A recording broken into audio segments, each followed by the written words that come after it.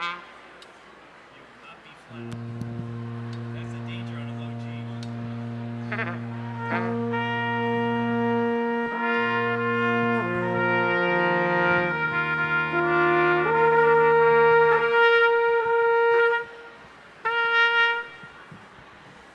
That's hot. These are really hot. Really hot. I'm gonna knock these. Like about like through.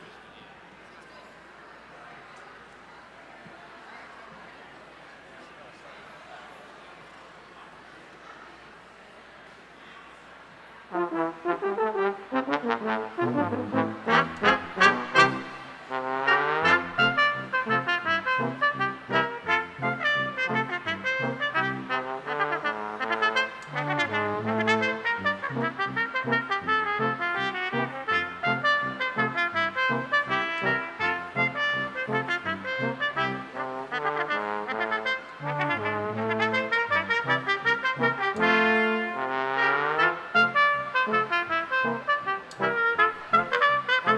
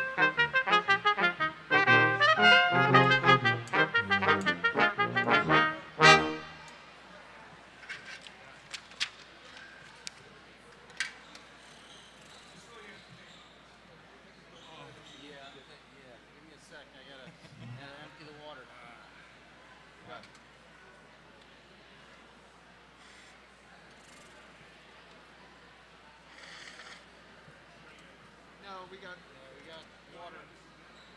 water issues here. Yeah. The horn flare issues. I'll let you know tomorrow. Okay, give everybody a chop break. Everybody give you $5. That's right. I don't know why that lick in the last one was so tricky. It's just in C major. Right? And all three of us at some point are going.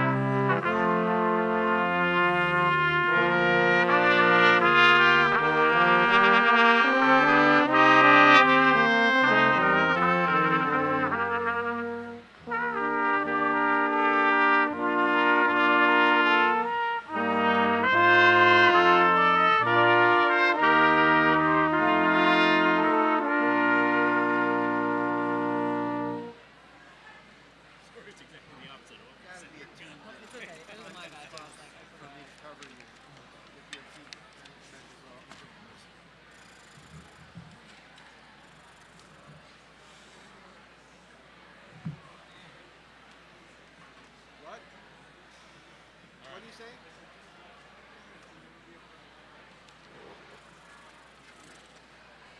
Oh, this is another music area. Hold it. Stalling.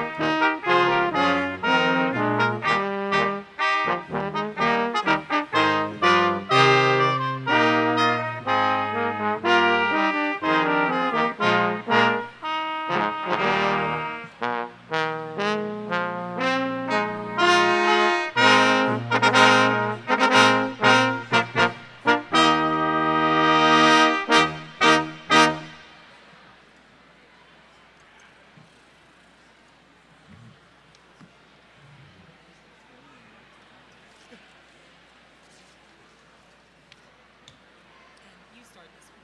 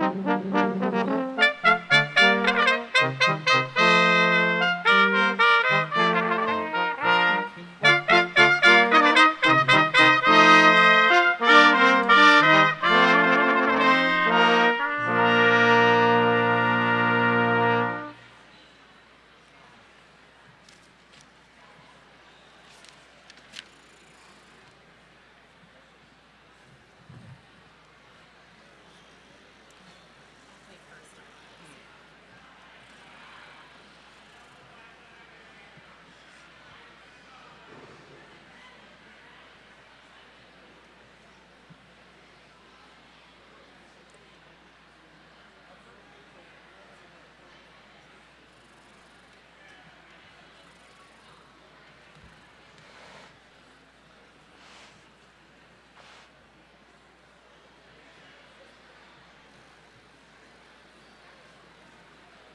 Oh, would I be allowed to go back to the music room in the break? Just get my stuff?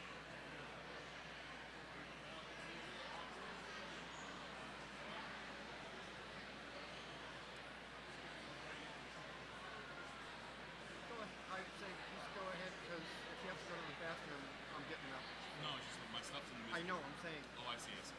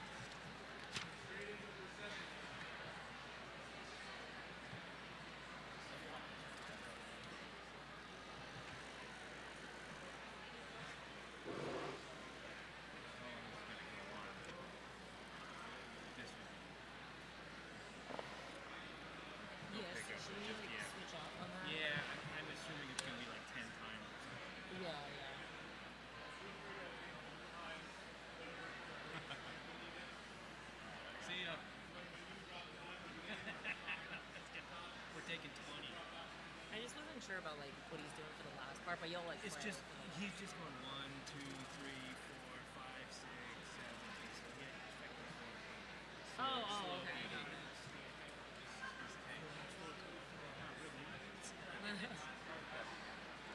Oh, okay. So you want to how many times? He's just doubling everything. 12 times. Oh my God. I know. I was like, rough estimate. Like how many times did you repeat the chorus in 18? Somebody knows, but I don't really know. At Rutgers, when I was there, So I guess I'll be like switching off the they track. made us play processional and common circumstances. We'll make it. Test, test. Please take your seats. Please take your seats. Thank you.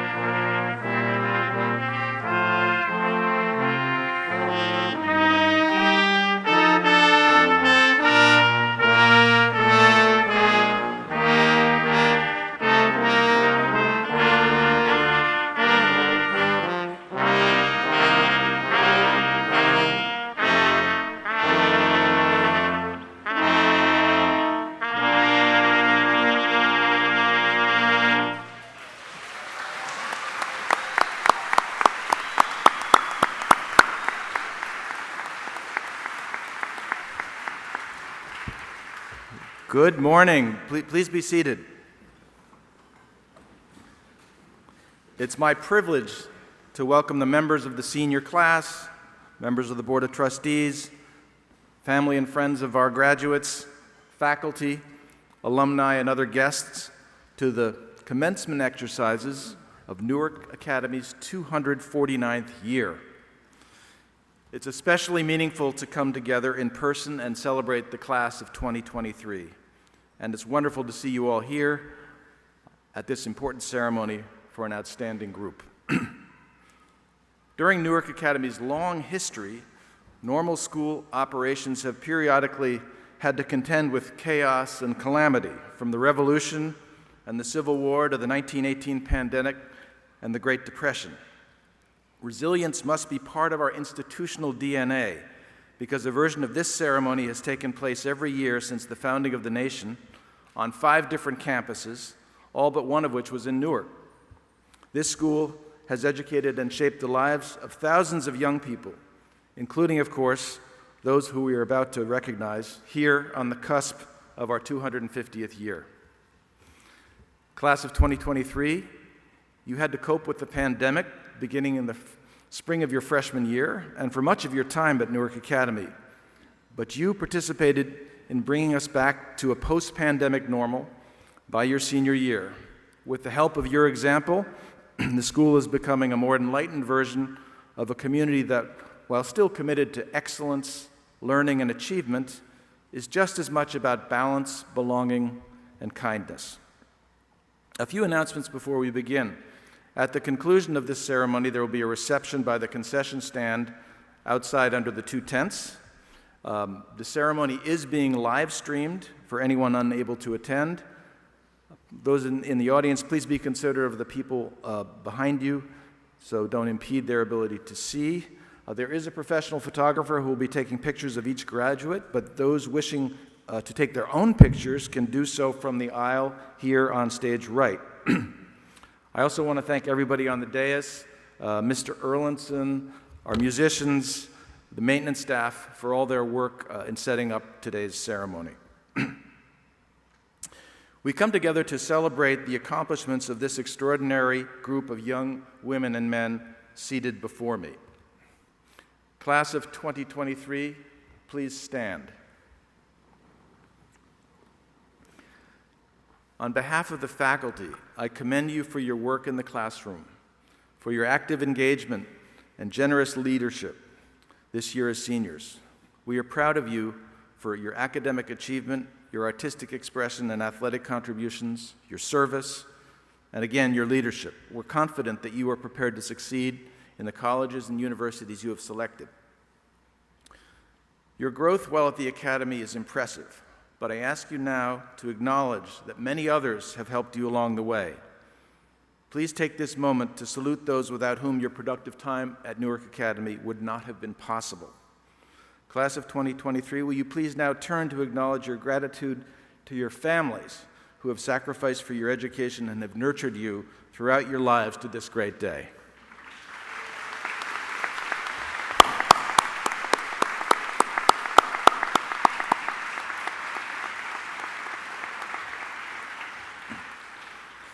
And now, class of 2023, please turn to acknowledge your gratitude to the faculty who have so generously shared their knowledge and their wisdom with you.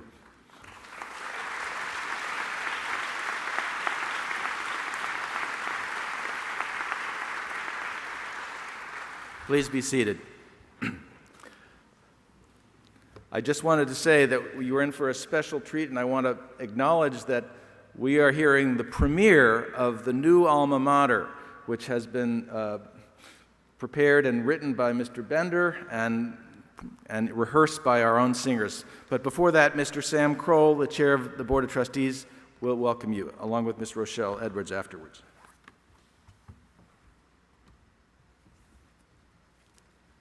Good morning. I bring you greetings and, more importantly, congratulations from the Board of Trustees. It seems as though it was not so long ago that I sat where you're sitting today. Well, it's been over 50 years, and if I reflect on my 17-year-old self, I suspect that I was not riveted by the words of the board chair at that time, so I will be mercifully brief. If you're anything like I was years ago, you're anxious to move on. At moments like these, however, we find ourselves at what T.S. Eliot described as a still point in a turning world, where the past and future are gathered. So I would encourage you to stop, however briefly, and savor this moment. Your enthusiasm, good nature, curiosity, ambition, and hope for the future brought you to this day, and those characteristics will sustain you as you move forward. And one more thing, do not forget us.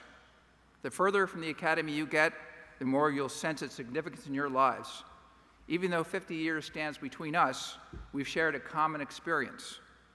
Newark Academy was a rare and precious gift to me years ago, and it's up to you to ensure that those who sit in these chairs 50 years from now will share that gift. Thank you very much. I'll be watching. Let me introduce Rochelle Outlaw Edwards, Director of Equity and Inclusion. Rochelle?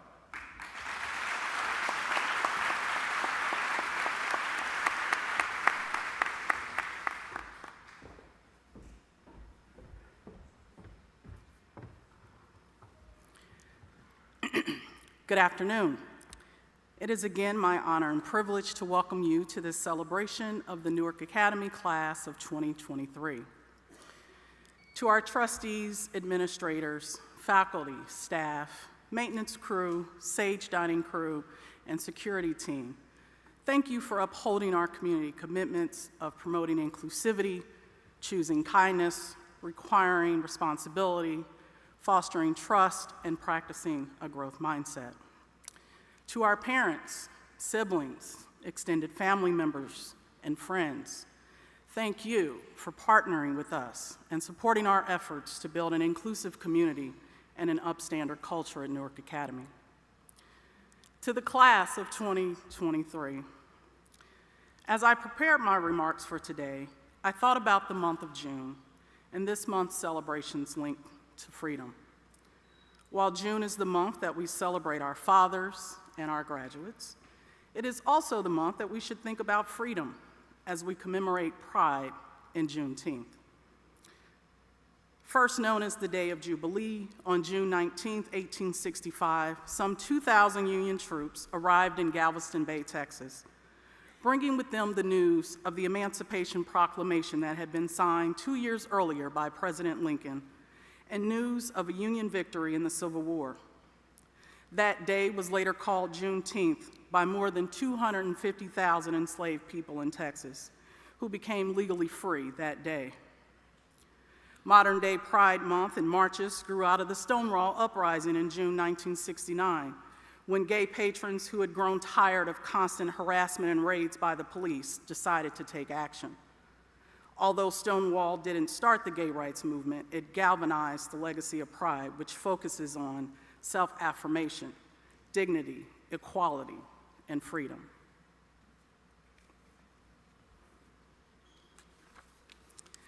Thinking about freedom also reminded me of Bell Hooks in her writing and Teaching to Transgress, in which she defined freedom as, quote, an act of resistance, or as a radical transgression, meaning, quote, a movement against and beyond boundaries.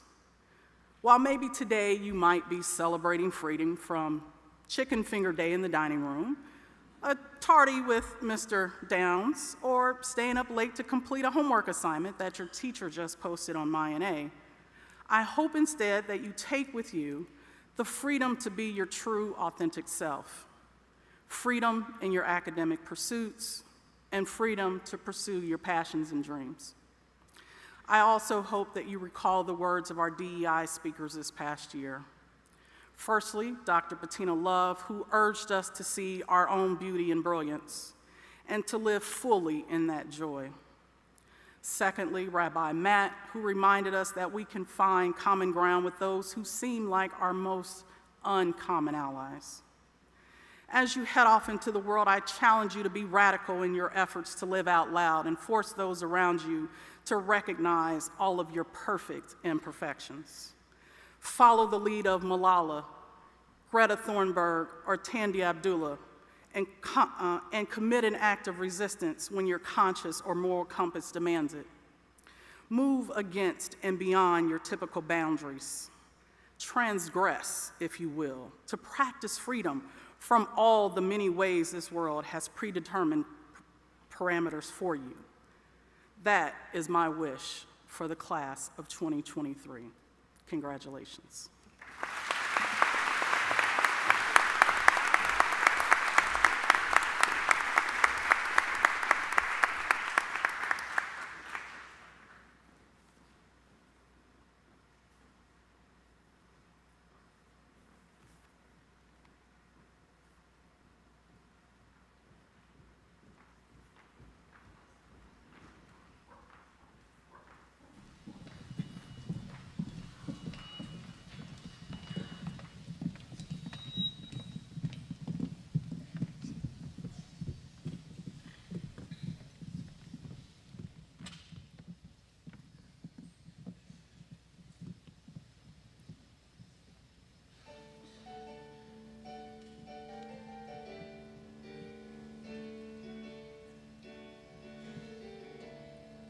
With the spark of knowledge and the flame of youth, with the fire of passion and the blaze of truth, may the world before us open bright and fair, and may we carry her light everywhere. In all we do, we rise up toward the light, as one achieving ever greater heights. Newark Academy will forever be guiding all toward the light. Here we find our friendships, here we forge our bonds, here we call out boldly, and the world responds. Here we grow together, here we live and thrive. Alma Mater, may you guide us all our lives. In all we do, we rise up toward the light, as one achieving ever greater heights. Newark Academy will forever be guiding all toward the light.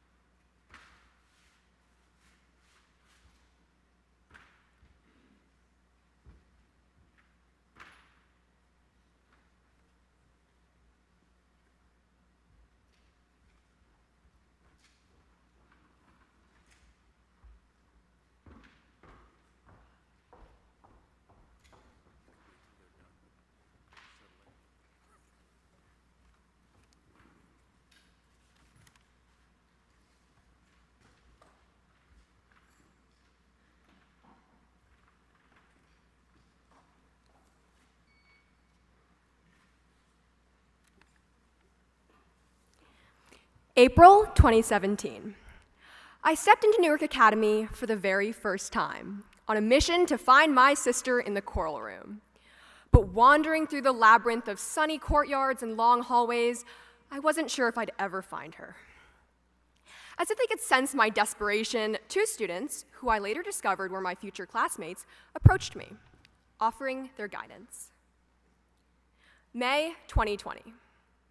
Though 6 feet apart and masked, my ancient world class had never felt more tightly knit. Invited to Miss Shotland's curbside to commemorate the end of a whirlwind school year. We yelled across the street at each other, laughing at the absurdity of the situation, but together for the first time in 2 months, we wondered what would happen next. April 2023. Lengthy negotiations between Miss Galvin and a few persistent seniors finally paid off. My peers worked to craft an epic night for our senior prank, setting up a movie screen, grilling despite their smoke-irritated eyes, and using their engineering skills to set up a hot tub. We camped out into the morning, pleasantly surprising NA the next day with a spectacle of tents littering the front lawn. To me, these three moments characterize us, the class of 2023, as a group of 113 people who have never failed to radiate a generosity of spirit. It was empathy that first embraced me before I was even a student here. It was camaraderie that kept our connection strong throughout the pandemic plaguing our freshman year. And it was selflessness that later led to an unforgettable senior prank. It's this desire to share with others without expecting anything in return that defines us. We've come together today to begin a new chapter in our lives. As we graduate, the question is, what's next? When we ask the question of what's next, the answer is no longer so clear.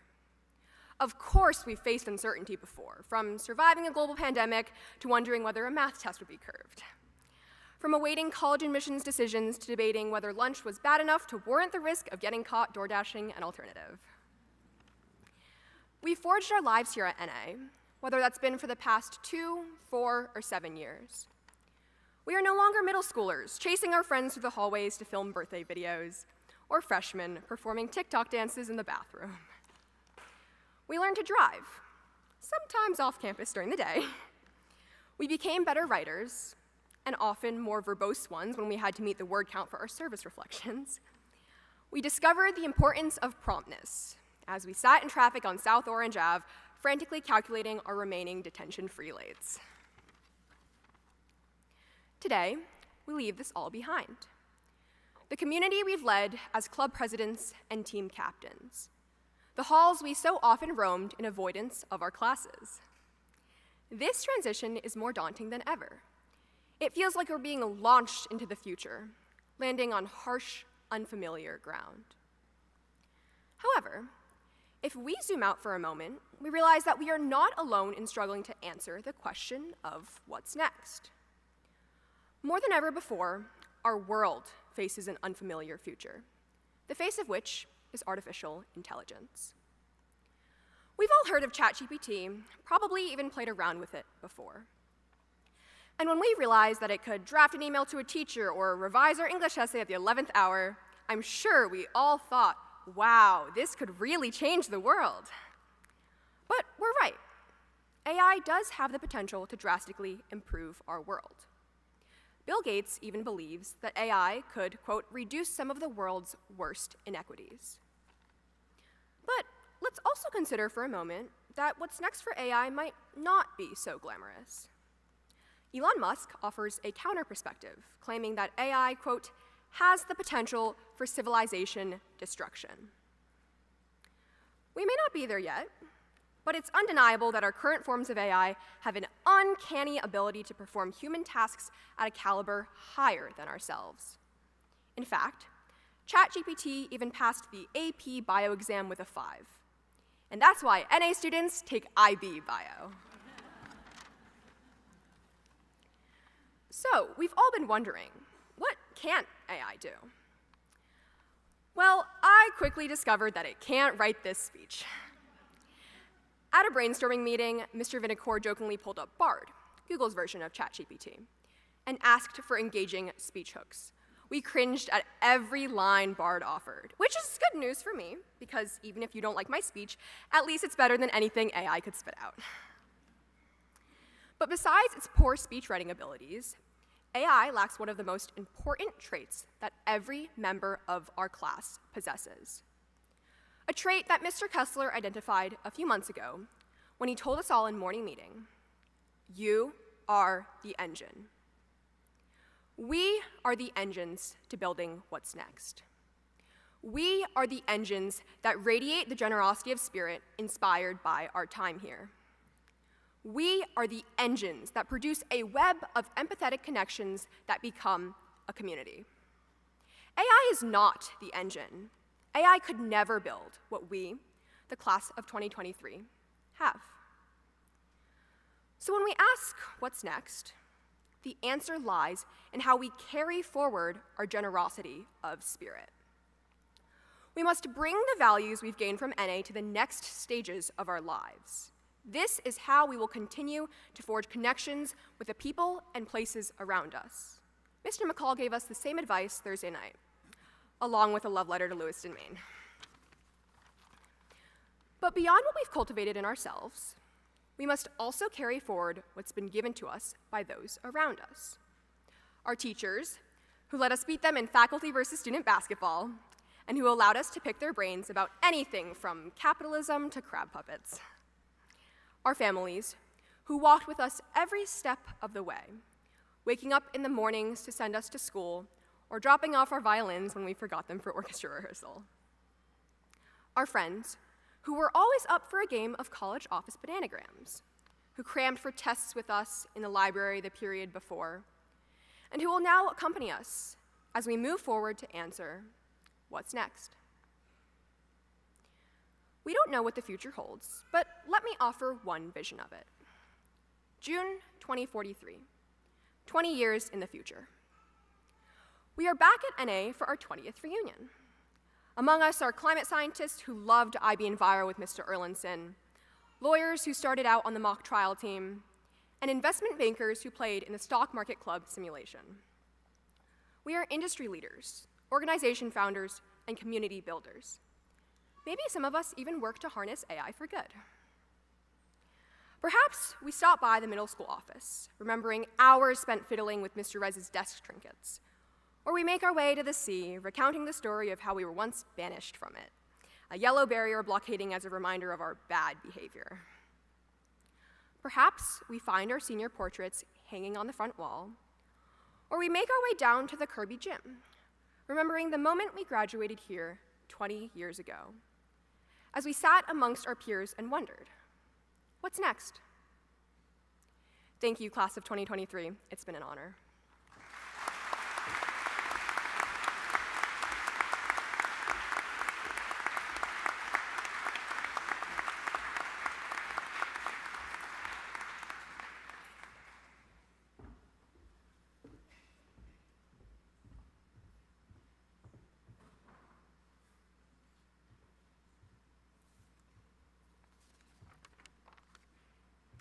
I kept only one physical memento, let's call it a relic, from my very first year of teaching, which I began when I was 21 years old, just a college educations away from where you all sit now, in the fall of 1990. It's the lower half of a cardboard back of a spiral notebook with these words written on them. Down with tyranny, down with totalitarianism, down with dictatorship, down with Miss Mahoney, revolt. This note was written by my freshman student, Francis Lamb. On the occasion of a test or something, and why did I keep it all these years? Did I know that 25 years later I would discover Francis Lamb, the accomplished food critic and writer, and connect with him on Instagram and then in New York City? And that he would then be invited to be the graduation speaker for a class I hold so dear? No, I did not. Why did I keep that piece of sassy cardboard tacked above my desk for all these years? Because it honored a little moment of hilarious spontaneity in my classroom from a student I had great affection for, whose goofballery and sense of intellectual playfulness were both noteworthy and, frankly, affirmed why I should persevere even though that first year of teaching was so hard. Because it's the little moments that as teachers we so treasure. This relic, it's a symbol of something powerful. These random moments that don't appear to mean anything or to matter, and yet here we are, celebrating an accumulation of so many of such moments. And whether you've been at Newark Academy for 2 years or 4 or 6 or 7, think of how many of those moments have shaped your experience In fact, let's just take a little pause. Take a nice, slow, deep breath. And bring to mind just one of those moments. Maybe silly, maybe serious, or real, with one of these teachers flanking you now.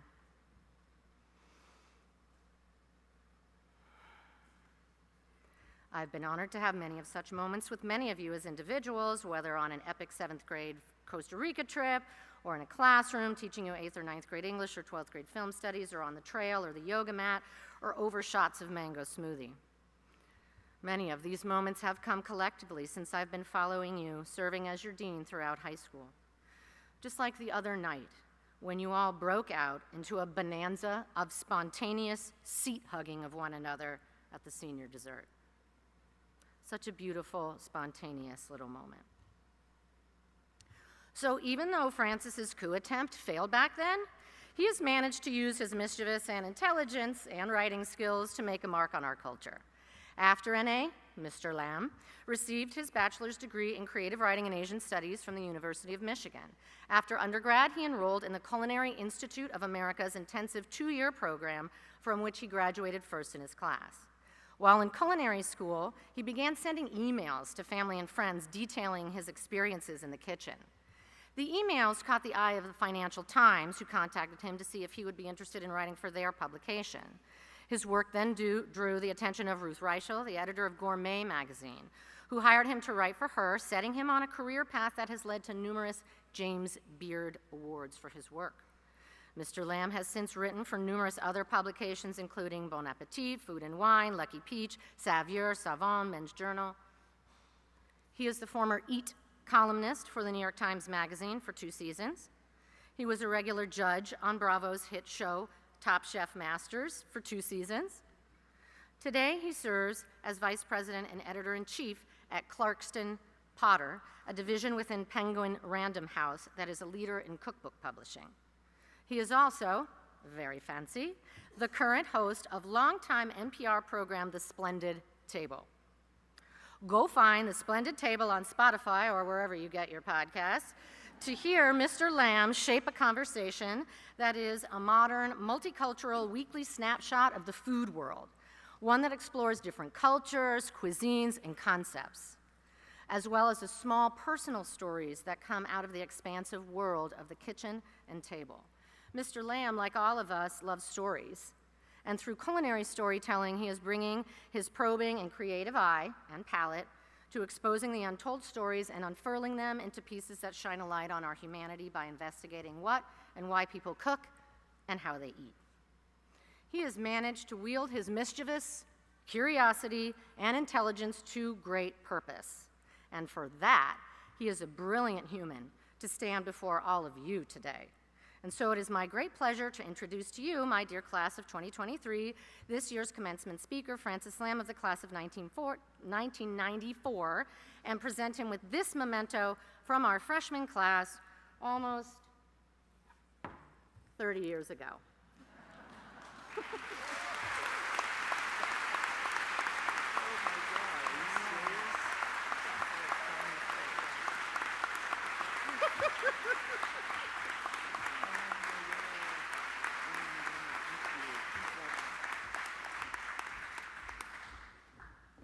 You're right, I really couldn't spell. This is a disaster.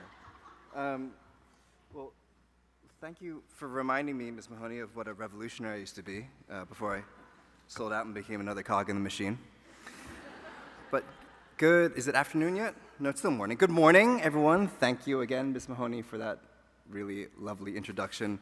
Actually, it's funny because this is handwritten. I remember doing all my homework for your class distinctly on a typewriter, which none of you know what that is. And that's okay, because when you're here giving this speech, none of those kids will know what writing your own words means anymore. Thank you, Newark Academy, for having me back. Thank you to all y'all in the back, friends and family, parents and siblings. You did it. You made it. And thank you to the class of 2023. I'm really emotional right now. I cry at even strangers' graduations, so I'm going to be holding it together, but I'm really happy for y'all. Look at y'all. And thank you for giving me the best and the easiest job in public speaking, because no matter how bad I screw this up, I'm gonna be done and you're gonna come up here and you're all gonna forget about it. Anyway, I'm gonna start by telling you a story about a woman I met years ago named Azalina Usop. Azalina was born in Penang, Malaysia, and she's Mamak, who are a Muslim people with roots in India. And even though there's no official caste system in Malaysia, there is. And Azalina described the Mamak to me as basically the people who are in the bottom of society. They're the people who sell street food. And sure enough, Azalina comes from 4 generations of street food vendors. She promised herself she would never be the 5th. No, she would be a teacher, she would be a doctor, she would be a lawyer, she would go to college. And in the mornings as a child, even though her parents had given her away to her grandparents to be raised because they couldn't afford to support a girl, she would visit her father as he shopped at the market for his noodle stall. And then she would go to school. She studied, she worked hard, she got good grades, and she got into college. But when she applied for financial aid, someone said to her, "Why are you bothering? We'll never give you anything. You're a mamak." And they were right. They never gave her anything. But her acceptance still stood, and with it the promise that if she went to school, she could find a way to pay for her first year of school, and she did okay, she could maybe get support for the second. So she went around to her family, and she asked if they would help her, give her some money to pay for that first year of school, and no one helped. Either they didn't believe her, or they didn't believe in the system, but either way, they broke her heart, and so she said, "To hell with this place." She left Malaysia without even telling her family where she was going. She's a talented baker. She went across the border to Singapore, got an internship at a hotel. That turned into a job, and I think it was a full year later that she actually got back in touch with her family when she started to send money back home. And so there she was at that hotel, baking fancy cakes for tourists and rich people. She met an American. She fell in love, married him, moved to San Francisco, where he had a nice tech job and they had kids. And she worked on her English in San Francisco by watching Friends and trashy TV shows, the kind where they do like the paternity test live on stage. And she's like, "What the hell country did I just move to? This is wonderful." But her life was stable. She was financially comfortable. And she started to realize that she was miserable. Because while she had her children and her husband around her, she also realized that she missed the family she grew up with. She missed the place she grew up in. And she was lonely. She was home all day with no one but her toddlers to talk to, and one day she took her kids out on a walk, and these 2 people came up to her, and they were cooing at how cute the kids were, and they looked up at her and said, "So are you their nanny?" Like so many immigrants, she just felt like she didn't belong. And for her, that it was her fate to always not belong. But Azalina's not a wallower. So she went out and she bought pods of star anise and started cooking at home. She made curries that, frankly, she didn't even like eating that much as a kid, but now they reminded her of Penang. They reminded her of climbing the trees at her family's spice farm. She started remembering riding her father's bicycle, the noodles he cooked that made him famous in their village, and the markets he would take her to. And she remembered all those things as she cooked. And she started to fall back in love with her culture. As complicated as it was growing up in it, as much as she knew she had to leave it, alone at home in San Francisco, the thought of where she grew up grounded her. And she started to feel a connection back to her people. And so she kept cooking for herself. But after a few years, she and her husband separated, and suddenly she was desperate. She was afraid. She'd never had a career or even a job in this country, and how was she going to raise 2 kids on her own? So she got her spices, she made a pot of curry, she drove to the farmer's market, and she became the street vendor she swore to herself she would never be.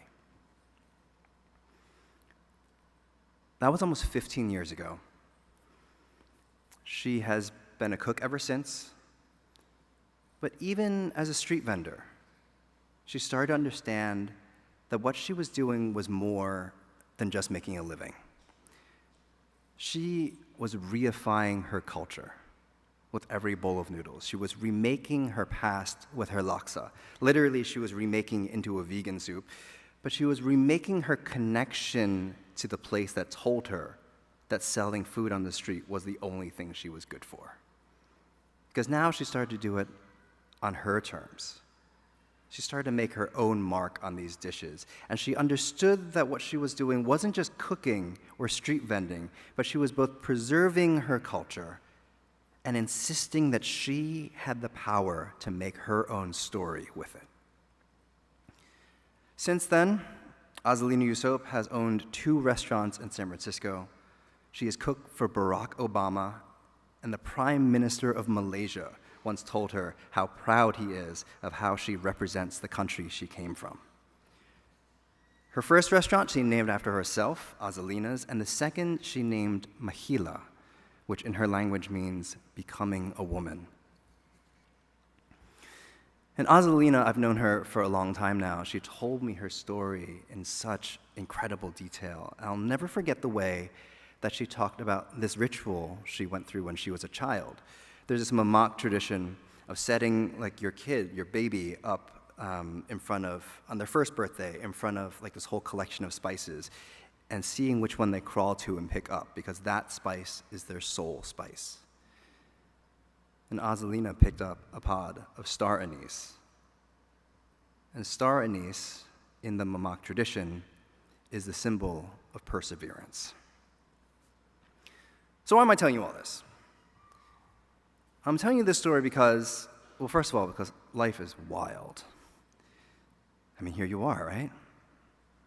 Here you are on this day in this place. You are graduating from Newark Academy after years of, let's face it, varying levels of effort, but now you are stepping forth to the rest of your life. Maybe you're excited, maybe you're terrified, maybe you don't even know because you just want to live in this moment and you'll see what tomorrow feels like tomorrow. I would go for that option if you can. But tomorrow, and probably for the next, however many years, you are going to get the absolute worst, most cliched advice on earth, unsolicited all the time. People are going to say, follow your dreams. Follow your dreams. Just follow your dreams. It's easy to say, right? Follow your dreams. The thing I think we don't say enough, though, we don't talk about enough, isn't following your dreams. It's learn to see your dreams. And learn to see your dreams for what they are. Because dreams are hard to see sometimes. Dreams are hard to decode. And even if you're fortunate enough to know what your dream is, dreams get derailed. Dreams change. That's okay.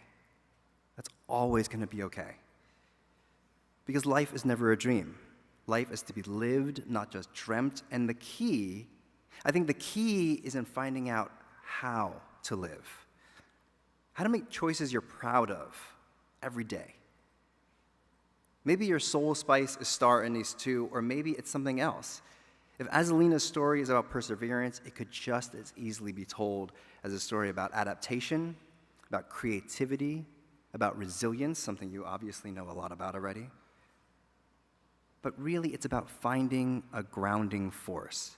For her, it was the memory of her culture, and letting that be the thing that she came back to. So find what grounds you, and let that give you what you need. Find what grounds you, and let that comfort you, so you can go out and get a little uncomfortable, because discomfort is the nature of learning. Find what grounds you, and let that tell you what you value, because it's your values that matter, and your integrity to those values. I have a friend who's a brilliant writer for the New York Times named Tejal Rao. And she told me once that when she gets down on herself, she sits down and she literally calls out the name of her mother, and then the name of her grandmother, and then the name of her great-grandmother, these strong women who've endured things that Tejal never has, and who have been and who have raised the women who inspire her. And she calls out her name and calls out all their names and reminds herself that she is their daughter. And she can feel their strength come to her. So maybe your grounding is your family. Maybe it's your partner. Maybe like Azalina, it's your people and your culture. Maybe it's your love of words. Maybe it's your love of earth. Maybe it's your love of math. Whatever it is, before you worry about your dreams, find the thing that will ground you and that will tell you how to live your life. There's another reason why I wanted to tell you about Azalina today, and it's not just because I find her so inspiring and her story so exceptional, but it's because that hearing it, for me, was a reminder that all lives are stories. She could have easily just been someone selling ham pies on the street that I happened to come across, but I happened to ask her something, and she happened to start telling me about her life. And the more I listened, the more I learned not just about her, but about me, right? About people, about strength and the complicated nuances of family and culture. And as you go out there and you meet people and you spend more of your life with the people you already think you know, ask questions and listen for their stories. And live in the moment that someone tells you their story, because they are giving you a gift. The gift of what they've seen, the wisdom that comes from that, the hurt, the joy, and the curiosity of their life. And we have to listen to stories. We have to listen to other people's stories, because unity is what the point of society is, especially in a moment where it seems almost every day that society is falling apart. When we listen to other people's stories, we can help begin to imagine ourselves into the lives of others, and we can try to understand how we help each other through this life. Because there's a wonderful moment earlier before, right? You looked around. We're all here because of the people who are around us. People who helped you learn, people who help you get the work done, people who help you pay for it, thanks again in the back. People will help you get the job that will help you pay them back. Whether they did it with their effort or their example or their generosity or just their very existence to push you to be better, we are all here because of the people who are here. So we always have to be listening. Always be listening. That's a phrase that has stuck in my head for decades, and I'll tell you how I got there. So years ago, I was really early in my career as a writer, and I went to this conference held by the Southern Foodways Alliance. I just started writing for Gourmet magazine, and one of the editors of the magazine was also at the conference, and she invited me to join her party for dinner. So I show up at the restaurant, and I look around, and for real, I wanted to turn around and leave, because seated at the table was Jane, the editor, and 8 other writers that I had come up reading. Lolis Eric Eli was there. He's the poet laureate of New Orleans. Rob Walsh, who helped reclaim Tex-Mex as a serious American cuisine. And lo and behold, the one seat that was empty was next to Dr. Jessica B. Harris. I'd never met Jessica Harris before, but she was literally the one food writer that a teacher of mine in culinary school said I needed to read. And when I did, I learned from her that history, the history that people are told to learn and told to care about, is always written by the conquerors, right? Now she, on the other hand, is probably the most important person in the entire field of African American food history, which, as I learned from her, is the story of American food history. Maya Angelou used to cook dinner for her in her house. She twice actually, sat in James Baldwin's house in France while he read drafts of If Beale Street Could Talk out loud to her, workshopping the characters and the language, and now she was about to have some dinner conversation with me. I was like 29, which I know is like 1 foot in the grave for you now, but I was a baby, and like I said, I just started writing for this magazine, where all these people at the table for regulars, and I could hang for a little bit, like through the appetizers, and I talked awkwardly with Jessica for a while, and then turned away and started chatting with other people. And at one point, one of the other writers says to me, "So, I hear you're the new hotshot. What do you do?"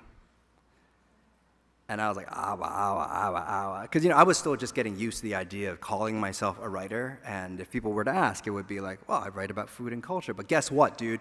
You're at a table with people who have done that forever, who are like the OGs, and I'm just like, So I just kind of flubbed, and we moved on, and that was fine, I thought. And at the end of the dinner, after dessert and the whiskey came out, Jessica turns around to me. And I swear to God, like she's like, we hadn't talked in like at this point like an hour and a half or 2 hours or whatever, and she turns around to me and goes, "Earlier, Rob asked you a question that you did not have an answer to. You need to have an answer to that question." And I'm like, you heard that? That's the other thing. Always be listening. This was like a mic drop moment before there were mic drop moments. Like this was a mic drop moment before they invented microphones, right? And she said to me, "I have spent my whole career knowing that I am not ensconced. You are also not ensconced. And when you are not ensconced, you have to know everything that is happening around you. You have to always be listening."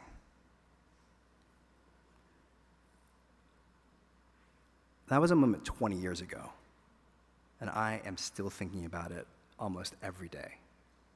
How many lessons there are in it, about the world, about how the world works, about racism, misogyny, pride, and the hope inherent in giving advice to the generations who come after you.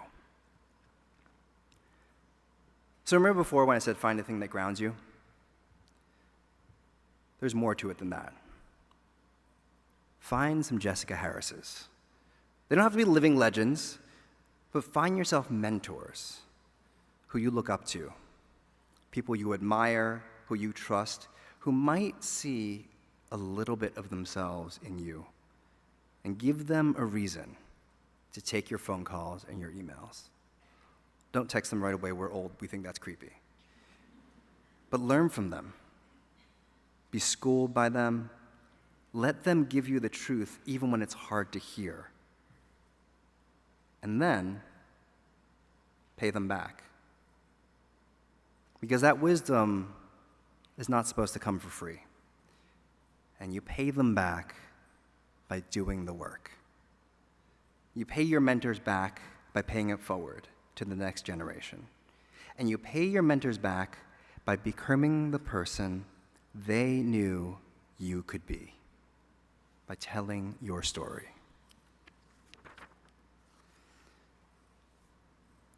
So yes, dream. See your dreams and see your dreams for what they are. Find your grounding, learn how to live, ask questions, listen to people, learn from them, pay them back, and tell your story. Go out there and live a life. Go out there and be the person whose story you will be proud to tell. Welcome to the rest of forever, class of 2023. Thank you so much for sharing this day with me. And congratulations to you.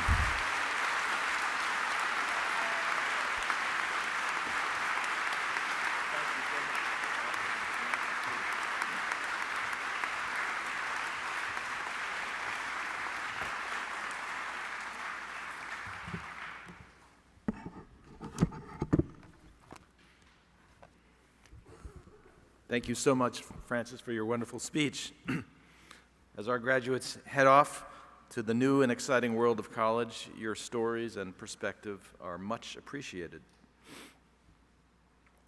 To all those assembled here, I proudly present the class of 2023. It has been a privilege to witness you progress through your time at Newark Academy. Whether you're completing 2 years or the full 7-year term of lifers, your time at Newark Academy will be remembered as consequential not only for you, but for the country. Think for a moment of all that has happened in America since you started here. Your remarkable run at NA corresponds to a time of upheaval and division. It's a tribute to you that you have managed all the usual challenges of middle and high school on an even keel in spite of all that has been happening around you. You've certainly earned the affection and respect of the faculty. Please let me briefly highlight some of your many fine accomplishments. You have worked hard and succeeded in becoming outstanding scholars. 65 of you pursued the International Baccalaureate diploma and explored an original topic with an extended research project. Within your class are 34 merit scholars. 21 of you were elected to cum laude, demonstrating academic excellence, scholarship, and generous commitment to advancing the pursuit of knowledge. Several of you participated in semester-long programs, including our first to South Africa, and one of you spent the full academic year at School Year Abroad in France. Because of COVID, you were not all able to do the usual immersion programs, yet you fully embraced opportunities for experiential learning. Similarly, your engagement and focus in your senior projects were outstanding. This is a class that has shown much interest in STEM fields. The class of 2023 has held internships and done research in the fields of computer science, materials engineering, biology, linguistics, molecular biology, machine learning, pharmacology, genetics, information theory, combinatorics, optics, astrophysics, artificial intelligence, and mental health. One member of your class captained a team at the VEX Robotics World Championship. Within this class are many talented musicians, including some who have played on the national stages, such as Carnegie Hall and Juilliard. The breadth of your talent in acting, singing, as well as instrumental performance is striking. It has been so clear to all of us watching and listening, not only that you're accomplished performers, but that you love your art. This has been a gift to our community. This was the first class to complete the International Baccalaureate's CAS, Community Action Service requirement, since it was reimagined. 60 students participated in created projects focusing on everything from intergenerational connection to tutoring and mentoring to blog and website creation.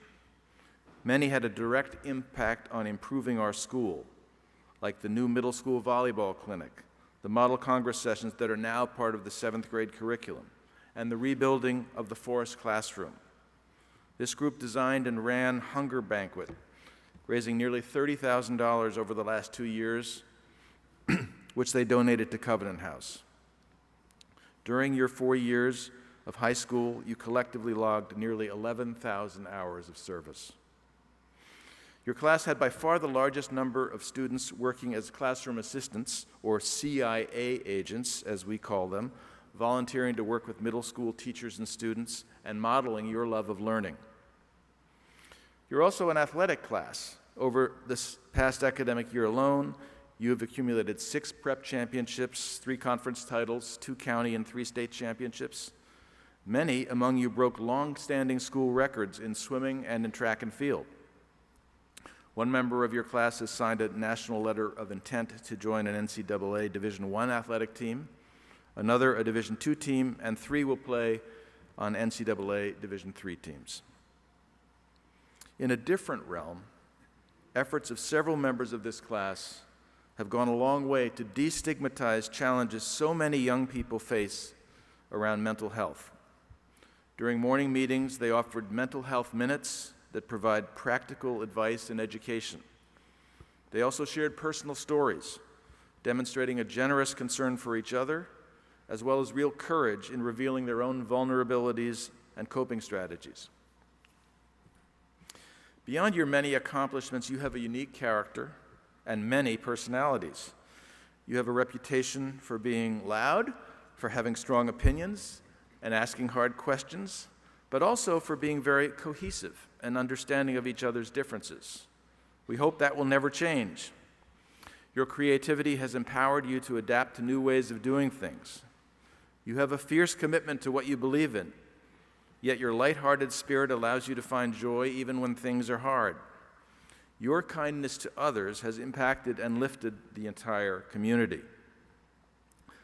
Looking ahead, class of 2023, the colleges and universities that you've chosen are selective, prestigious, and reflective of your particular talents and interests. They include large universities and smaller colleges, from Maine to Wisconsin to Texas and Florida. 9 of you will be heading to California, 3 to the United Kingdom. 18 of you will attend liberal arts colleges. Others are enrolling in engineering or business programs. And 9 of you will pursue studies in the arts. Congratulations to all of you and best of luck in college.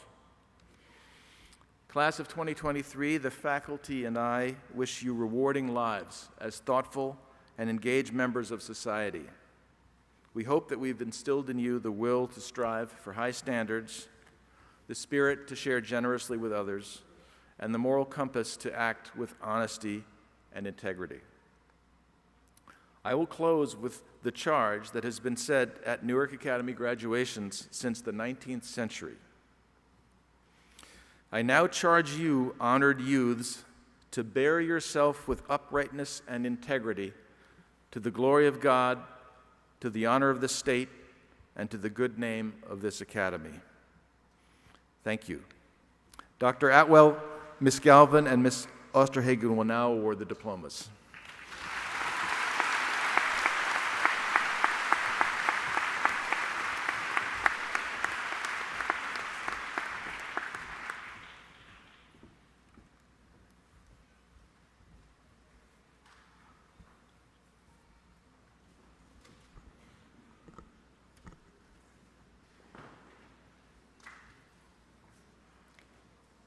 Hillary Jane Edelman.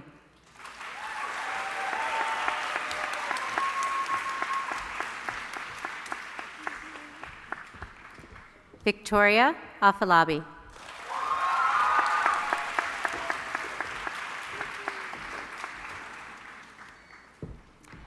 Nicholas Achilles Alupis.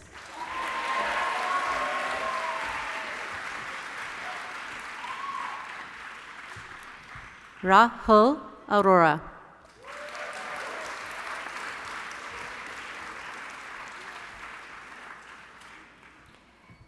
Alexander Jack Atlas.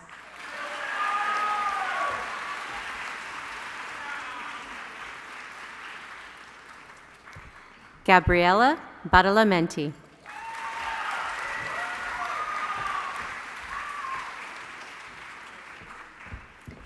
Ian Christopher Bell.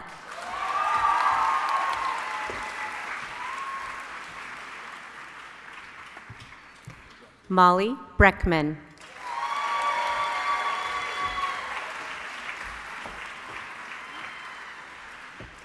Juliette Boo.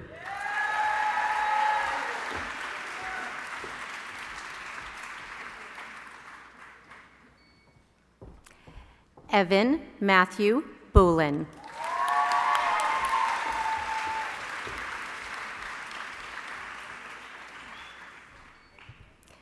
Dylan M. Bobulia.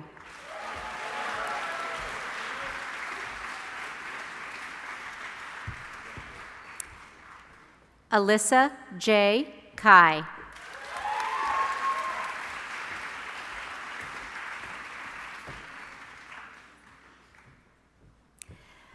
Lola Maeve Cantillon.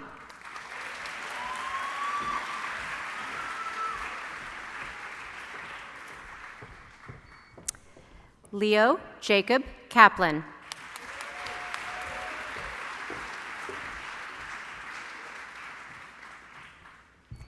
Akriti Kaprahan.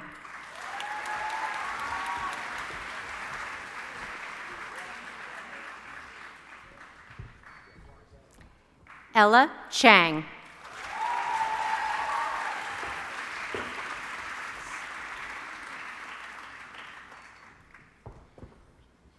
Sydney Seyun Chang.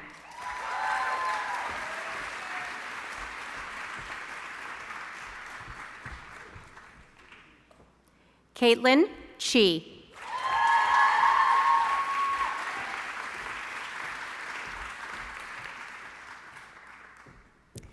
Marina Irene Chernin.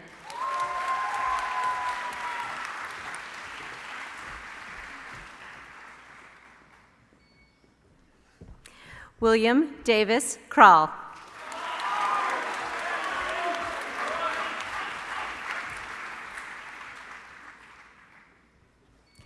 Carmen Dye.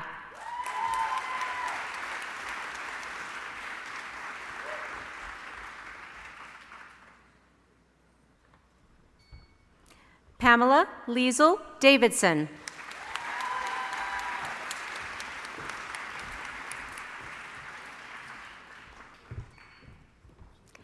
Kyan B. Davis.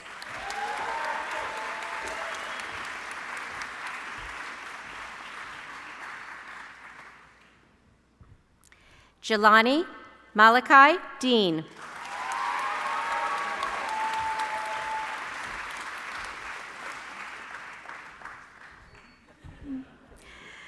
Dina Sydney Drogan.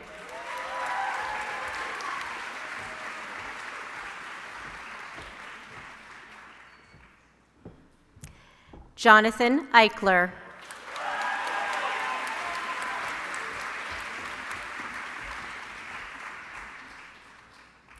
Silas Abraham Epstein.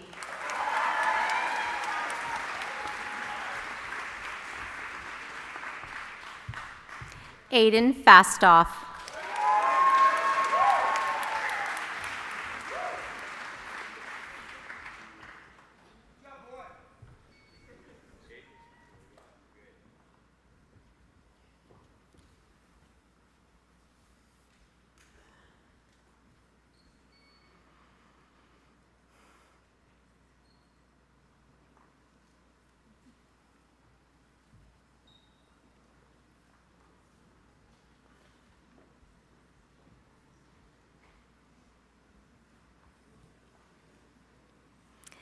Nicholas Sterenberg Fastoff.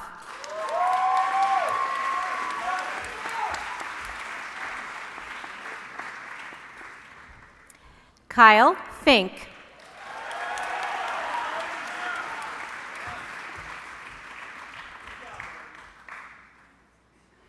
Max Flores.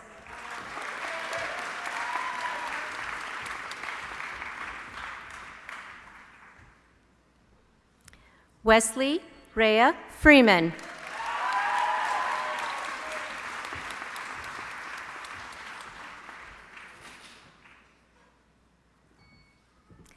Harold Wingood Fullalove III.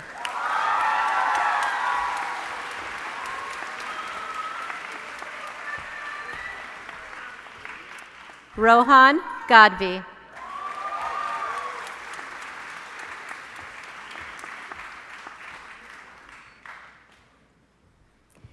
Kira Eleni Gallagher.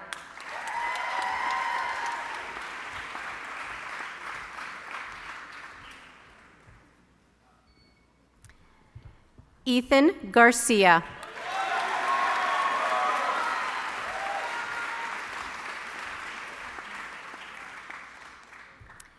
Ben Stewart Edward Glickman.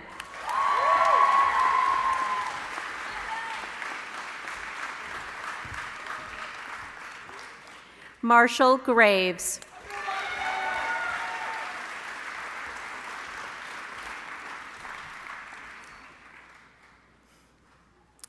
Nitya Gupta.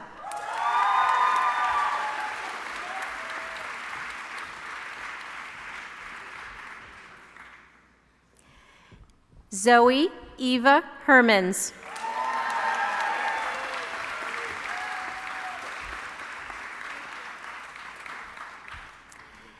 Andrea Tsitsi Huang.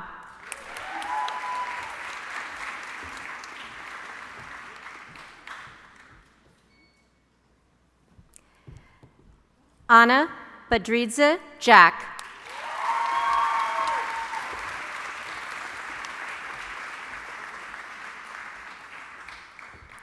Navya Jain.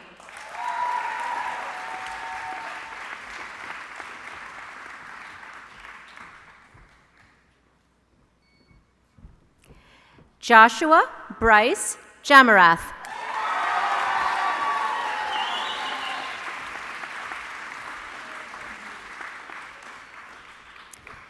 Miranda Chen Jiang.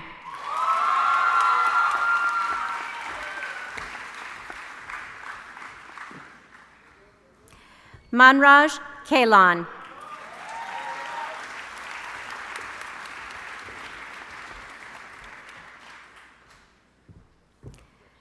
Arjun Khanna.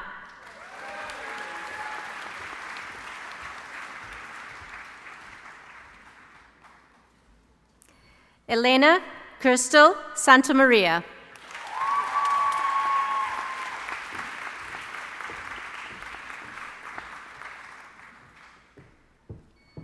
Jason Kogan.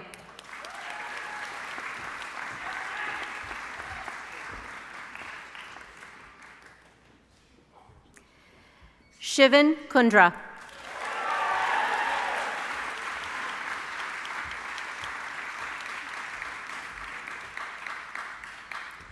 Marie Faith Leung Kung.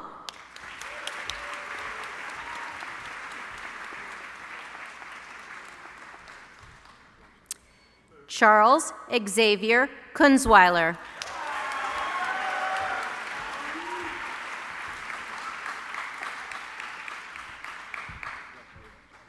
Angela Lago Negro.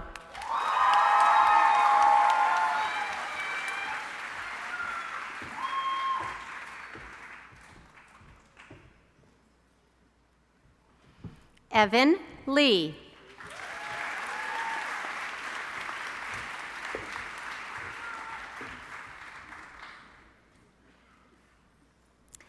Jasper Lee.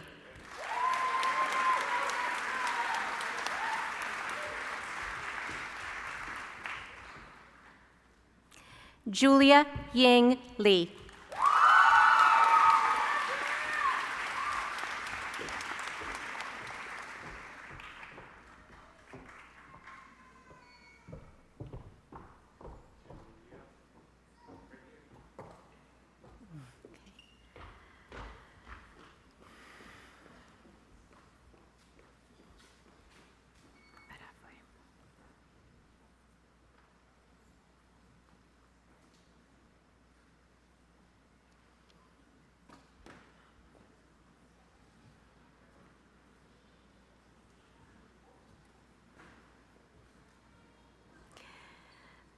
Luca Jack Lonkar.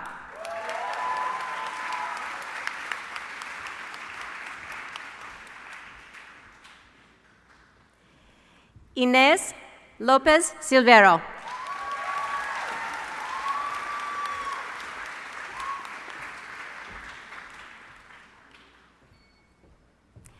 Alejandro Gabriel Lorenzo.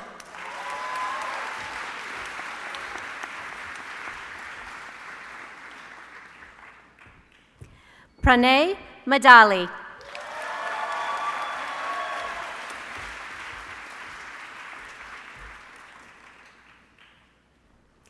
Matthew Pierce Malloy.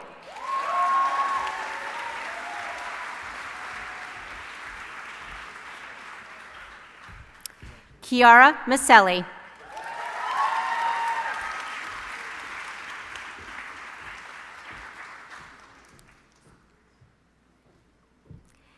Isabella McNeilianta.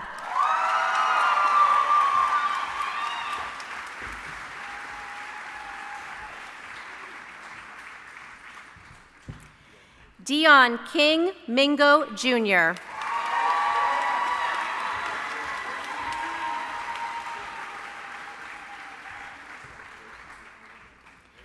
Torata Mishima.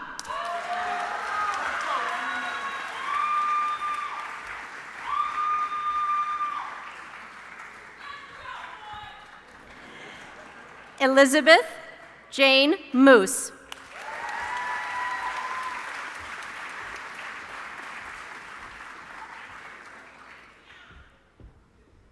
Eleni Storton Morin.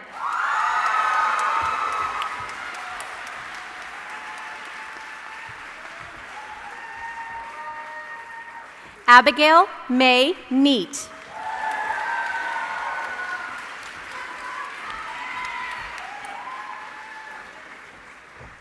Oluwatoni Oshuntolu.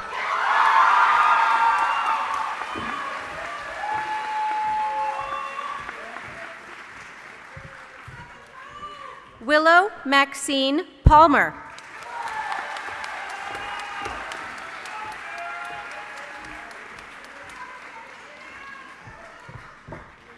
Olivia Campbell Parsons.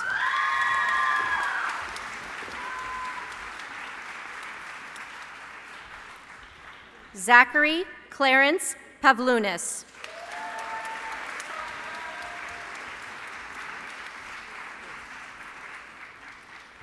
Simon Harris Pearl.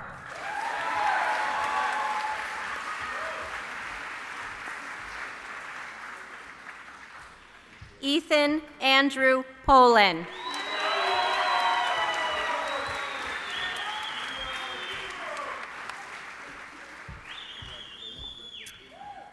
Malika Piketi Reddy.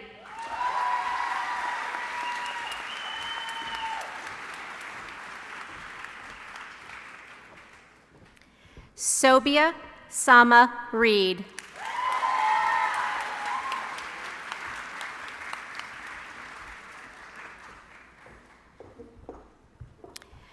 Bryce Jaden Roadman.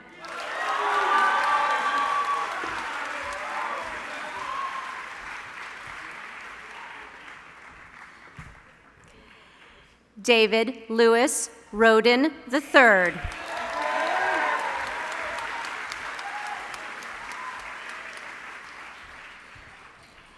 Alyssa Rubin.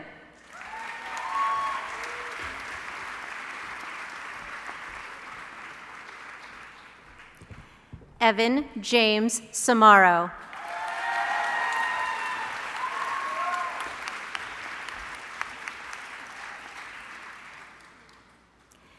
Paige Elizabeth Schachtel.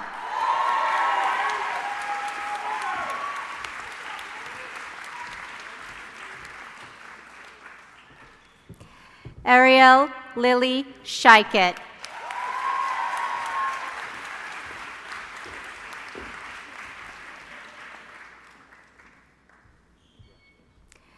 Torin Wilhelm Gottschalk Schraven.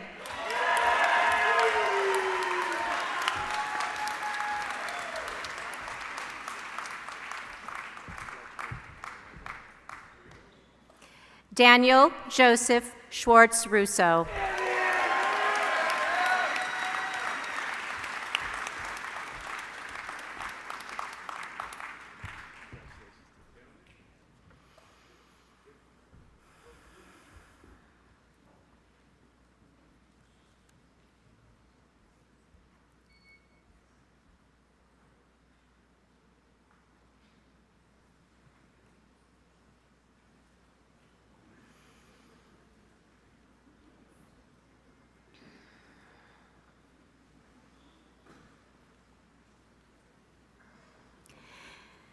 Julia Seebach.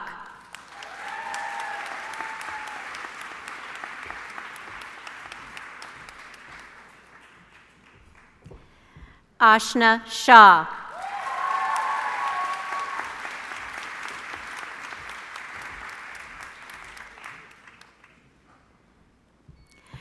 Rebecca Shan.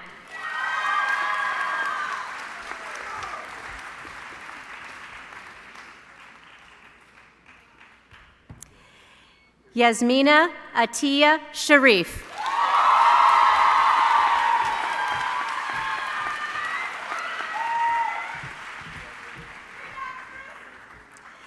Lauren Siegel.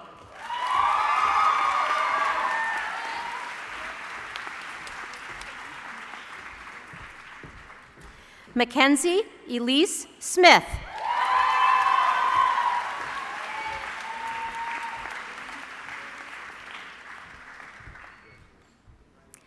Oluwasei Samorin.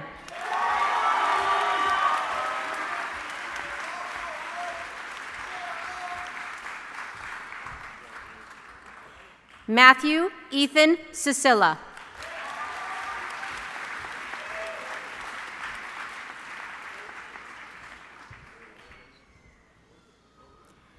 Gabrielle Nicole Tassé.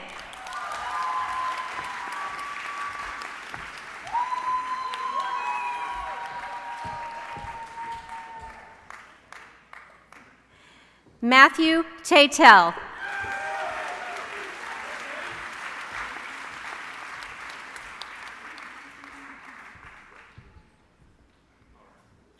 Anusha Thapa.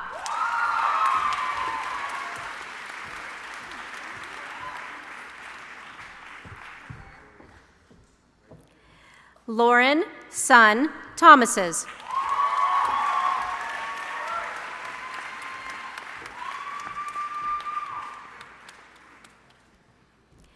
William Eris Tsai.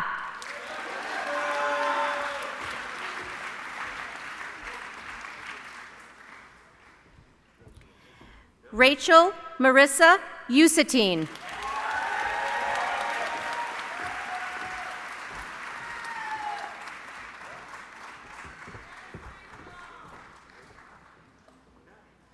Abhishek Varadarajan.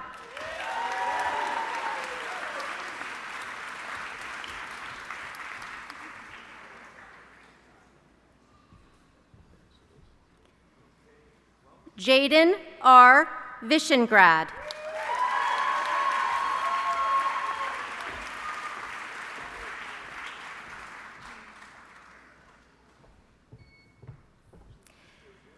Yavan V.S.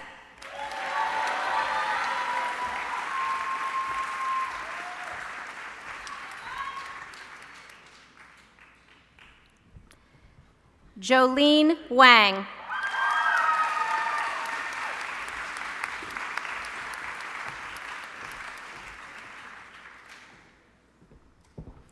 Claire Annalie Wasco.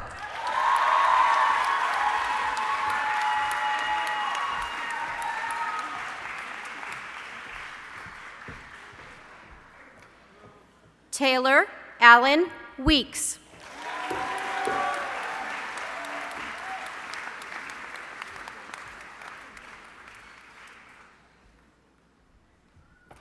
Jacques Louis Whitley.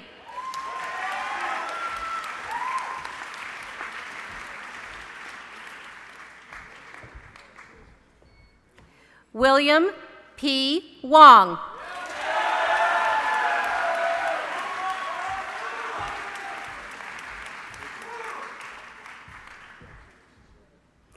Ada Chandler Wright.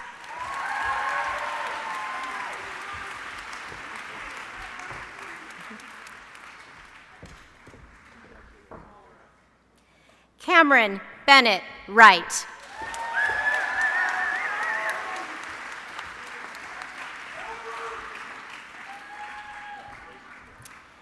Andrea Yan.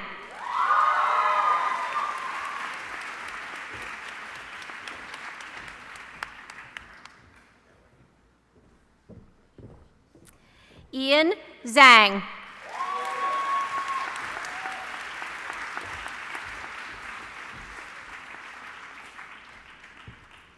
Ashton Zhao.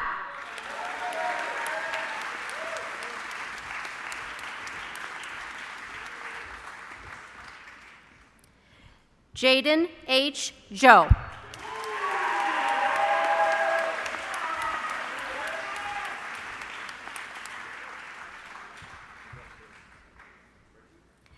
Olga Zhukova.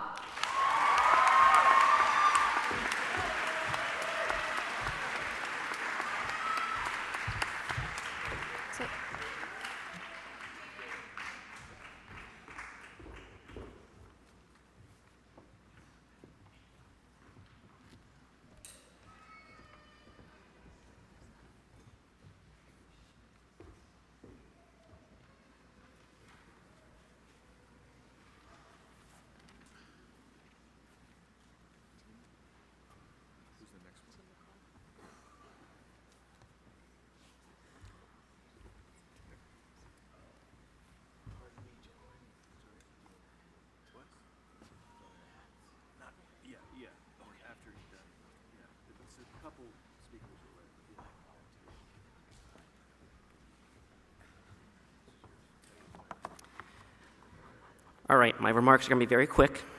Class of 2023, recognizing that you're on the precipice of adulthood, yet still full of the spirit of youth, I frame my guidance to you this morning in two parts. And looking to remind you always to strive to look at the world with the wonder of a child, I echo the wisdom of Christopher Robin and his stalwart companion, Winnie the Pooh. As you move on from NA, remember Pooh's directive: you can't stay in your corner of the forest forever, waiting for others to come to you. You have to go to them sometimes. In the future phases of your journey, remember Christopher Robin's exhortation that you are braver than you believe, stronger than you seem, and smarter than you think. Finally, in recognition of your nascent adulthood and the diverging paths you will momentarily begin traversing, I send you forth with my favorite invocation. Life is short. We do not have much time to gladden the hearts of those who travel with us. So be swift to love and make haste to be kind. And may the blessings of God, who loves you, be with you this day and always. Congratulations.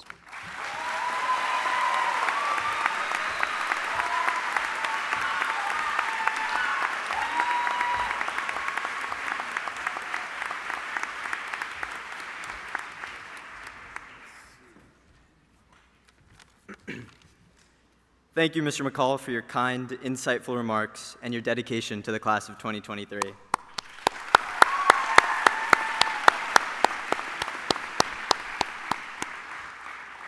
Before we end, I want to thank you all, faculty, staff, administration, the board of directors, the operations crew, and last but not least, our families, for being here with us today, for always having faith in us, and for making this the best high school experience possible.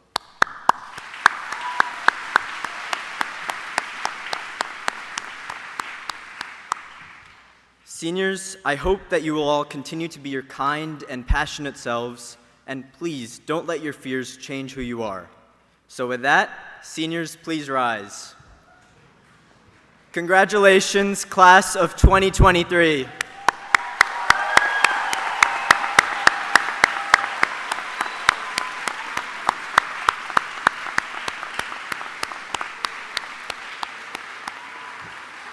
It is now my privilege and honor to instruct you to move your tassels from the left to the right, marking this new chapter in your lives. And on the count of 3, to toss your caps in the air. 1, 2, 3.